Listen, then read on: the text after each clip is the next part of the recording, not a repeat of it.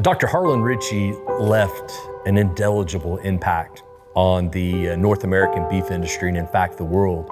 The way he accomplished that mission was by being a visionary. My dad was a special guy. He just really was a very hardworking, passionate person about the beef cattle industry. He was very humble and very kind and generous. He really valued the Angus breed, the way he talked about the breeders and the impact that the Angus cattle had on, the growth and development of the beef industry. Dr. Ritchie had the innate ability to foresee the future needs of the beef cattle industry. Work ethic second to none. I would get up at 2 o'clock in the morning, come over here, check cows, and I can't tell you the number of times the lights would be on in that house and Harlan would be at the table reading or writing manuscripts. His journey at Michigan State is kind of where I started really getting interested, because he was very involved in judging large livestock shows, and he was looking at all these exotic breeds to bring in to crossbreed with the current cattle that we had in the States, looking to Canada and Europe. And I found that very interesting, and how that shifted rather quickly in the late 60s to the mid to late 70s. I asked Harlan one time, were you just hanging out like with Don Good and these other big guys in the industry and just say, you know what, we got to make cattle bigger and we got to make them more productive? How did this evolution evolve?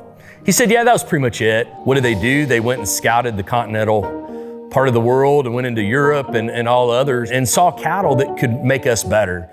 And he was on that forefront of hybrid vigor that brought these continental cattle in. But simultaneously, he also worked considerably to make Angus cattle more productive and more growthy.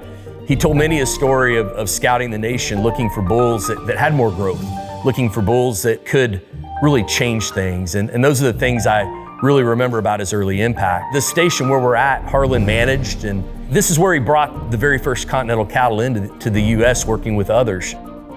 He was judging just so many shows around the country in the late 60s and embarking on attempting to change the kind and composition of the cattle population.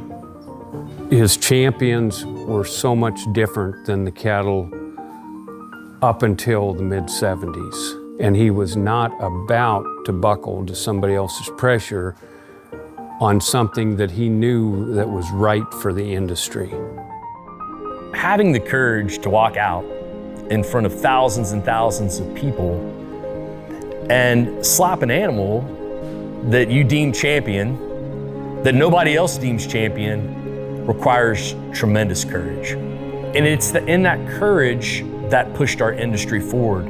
And especially at that time when the show ring really was very demonstrative of what our industry should look like, he didn't blink an eye. I think likewise that courage was also a representation of his heart, and knowing that these decisions would make our industry better, it would make our ranchers more profitable, it would generally make the sustainability and resiliency of the United States beef industry stronger. I never thought my dad would retire, and he really didn't. He continued to work in his way, whether it was consulting or continuing to write and do research. But my stepmom Leah really helped get him understanding that there's more to life. It was always very special when he would stop by the stalls and just sit and visit. He is the world's foremost expert on beef cattle. He was, he is, and he will always be. And I think that his legacy will always be a part of the American Angus industry and the beef industry as a whole, as somebody that fought and pushed forward and put us in much better standing.